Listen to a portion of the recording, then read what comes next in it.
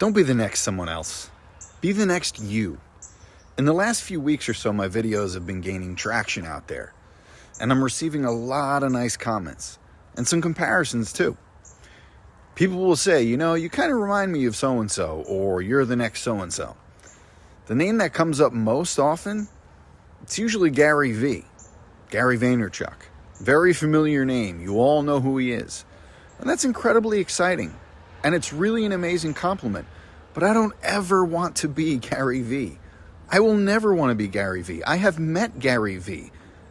A few years ago, I spent about an hour, almost 2 hours in his New York office, just me and him, talking about business, talking about what we were doing at the time.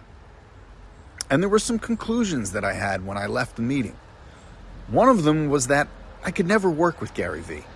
Ever. He's extremely intense.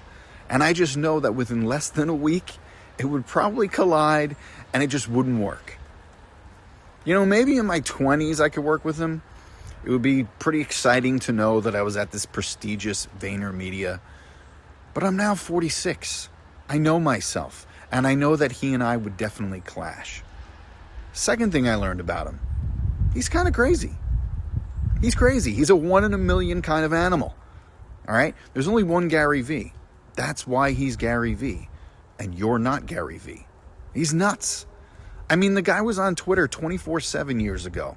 He would respond to every single possible thing on social media at all hours of the day for years on end. That's crazy, but it works for him.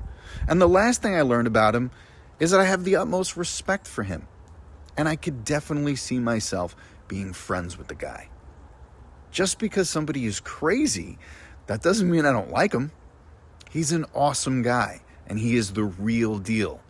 And it was just a pleasure to meet him and actually get to find that out in person. But I think using Gary V as this example, he of all people would be the first person to tell you, don't be me, be you.